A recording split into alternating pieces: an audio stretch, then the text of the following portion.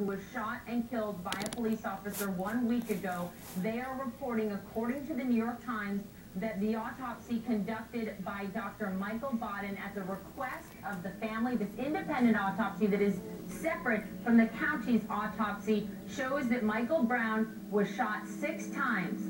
The New York Times says it shows that he was shot twice in the head and 4 times in the right arm. Again, this is according to the New York Times, that the preliminary results show that 6 bullets entered Michael Brown's body from the front. CNN has, of course, reached out to Dr. Baden for comment on these preliminary results. As soon as we get our own independent confirmation, we will bring that to you. But again, this is according to the New York Times, talking about this independent autopsy that the family requested and that has, according to the Times, been completed and found that Brown was shot 6 times, once again, 4 times in the right arms and also twice in the head. What did you say, Vicki? All right, I want to bring in Jesse Jackson, Reverend Jesse Jackson, who is on the line with us. Sir, let me ask you this. Have you talked to Michael Brown's family or attorneys about this at all? Have you heard from them what the New York Times is reporting at this hour? Not since this news broke. But I always felt that one point of tension was the delay of the identity of the officer. Another point would be when the autopsy comes out. Now, he was shot 6 times. That's the first time that's verified. And then the head, if he's hitting the top of the head, it suggests he was bowed down in some way, maybe already down. This is bound to escalate tensions. I hope that this will be processed in a way that does not escalate kind of acts of defiance. So far, the demonstration have been somewhat, big and celebratory, but this is a very provocative report. It'll be taken in that way.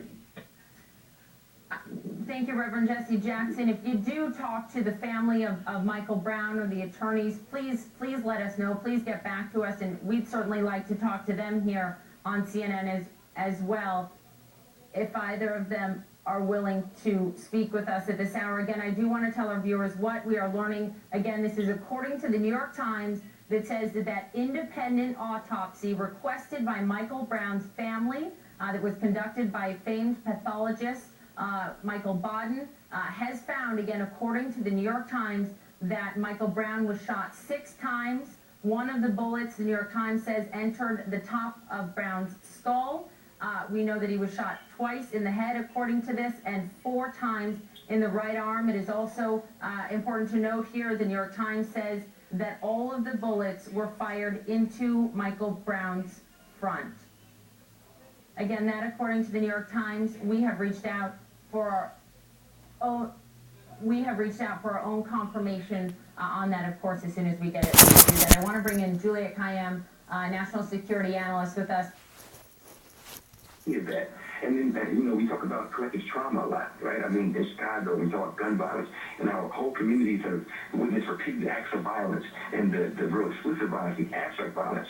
When you're talking about people who are experiencing abstract violence of real hunger, a real concern about not knowing when your lights are repaid. Again, all this feeds into it, and every single person, to some degree or another, families are feeling this. So you have a whole community. All these young men are sitting in class together. All these young men are on the block together. All these young men, when they're able to do our summer art together with nothing else to do.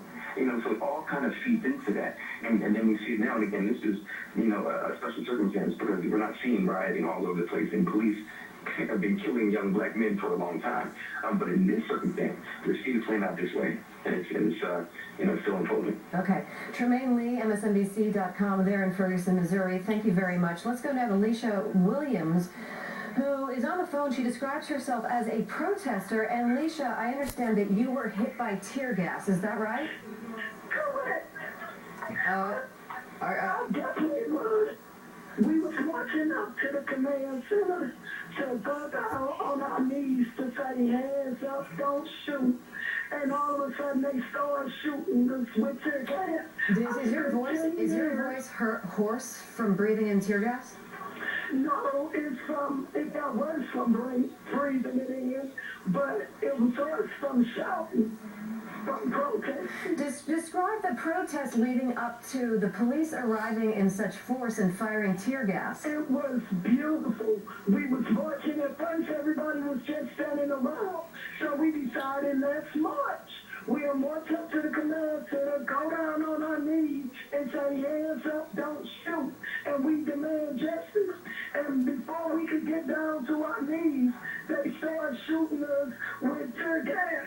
I spent 10 years in the military. I know what tear gas is.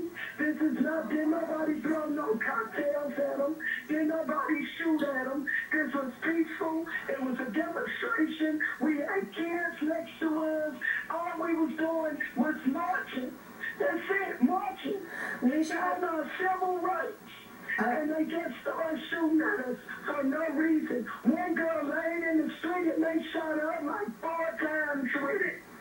Lisha, we heard several people say that during this protest march that you're describing, that what led the police to react, and this is from people that we've spoken to tonight, obviously I am not there, but we have heard reports of shots being fired and somebody being hurt. Did you witness that? I'm telling you, I was on the front line. Wasn't no shots fired. Wasn't nothing. We marched up there. It was no shots fired. It didn't come from no crowd. Didn't nobody throw no cocktails or anything at them. We just marched up there in peace, and they got threatened because there was over 1,000 black people marching, and they couldn't take it. Where are you now? I am down here. I can't even get home to my sister's house because I'm trapped back here behind the police because we had to take shelter. I got hit with it in my face. I had to go to McDonald's. Well, thank you, McDonald's, for giving me some milk. To get it out of my eyes. You don't get no gas, no smoke bomb out your eyes with no milk. That's tear gas. I've been in the military. I know what it is. Okay. Do you feel that the crowd has mostly moved elsewhere at this point? They ain't got no choice. They shooting them with rubber bullets. They shooting them with tear gas. They threatening them. What choice do they have but to move? Okay. All right, Lisha Williams, who is a self-described protester who was hit by tear gas there in Ferguson, Missouri. Feel better. I hope that your voice returns tomorrow and that you feel much better. We are covering this live on MSNBC as the situation seems to have escalated quite a bit today in Ferguson, Missouri. We will be following this breaking news throughout the night. You're watching MSNBC. Brown, that independent autopsy shows he was shot 6 times. Brian is going to stay with me. We're going to continue our live, complete coverage of the situation unfolding on the ground in Ferguson, Missouri. We're going to take a quick break. Back in a moment.